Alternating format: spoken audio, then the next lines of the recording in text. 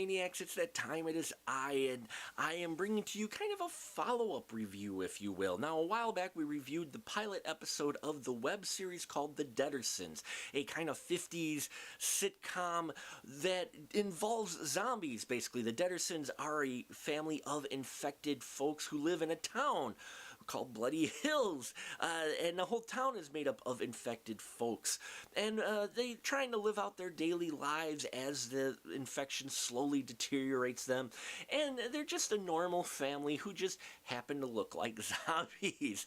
And so we follow their exploits and antics throughout this series. Now, the pilot caught me quite a bit. I was very interested in the scene where these characters gone, and now 7 episodes in, I will say this series has gotten better as it's gone along. Very interesting, in fact. At first, when I thought they were going to go with this, it was going to go really too over-the-top humorous, but it hasn't. They're doing a legitimate series, a sitcom, with jokes in there, including the fake laugh track, but the series is taken at least serious, if that makes sense. It's a sitcom taken seriously. So the jokes and stuff are well placed but not overdone.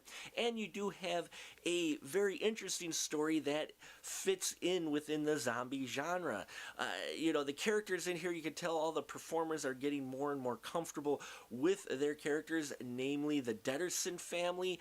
As the series has gone along, they seem to be getting more and more into their characters, especially the younger kids. The acting is a little rough when we first see them, but as it's gone along, you can see they're getting a little more comfortable in their roles and with delivering the dialogue. And I'm impressed by the large amount of children that are in the cast in the Deadersons. Now, as far as the story arc goes, the whole David Deaderson, he's got in competition with someone else in town for the mortuary, and the mortuary now for the infected is a place where people go when they're not feeling well instead of the hospital. And so you've got those competing families in town. You've got a story that evolves as far as a town next door to the infected, and they're made up of uninfected. And there's 2 boys in the uninfected town that show up during the series that just want peace between them and the infected, while their mayor has other plans. And I really loved how that story really expanded and expounded. And when I first saw this pilot episode, I thought was worried it was going to be just kind of contained to the one town, and I thought maybe that shtick was going to get a little old, but they've expanded it now and expanded the scope of this world that we see the Deadersons in, and I really enjoy how they established that. The makeup on the Deadersons is great. It's shot in black and white because they are going for that 50s sitcom motif, and that helps in getting that idea across, as well as I enjoy the commercial breaks they have. Now, this is filmed in Illinois, Rockford, Illinois, and we have actual businesses in Rockford, Illinois who have helped create these zombie-themed commercials, and I love that. I love the fact that this independent, the Notebook Films group has incorporated real life businesses into their web series and got them to play along and be also zombies in their commercials, and some of those commercials are quite humorous. So for the most part, the Deadersons really is evolving, and it's enjoyable to watch it evolve in their writing. One of the best ones I enjoyed was where the kids get thrown into detention, and the thumbnail for that is kind of a throwback to the Breakfast Club, so they're giving a little homage there. You get to see them watching a film on Halloween as well, a very classic zombie film, so I enjoyed the kind of meta references there, and it's interesting story arcs, and these are interesting characters.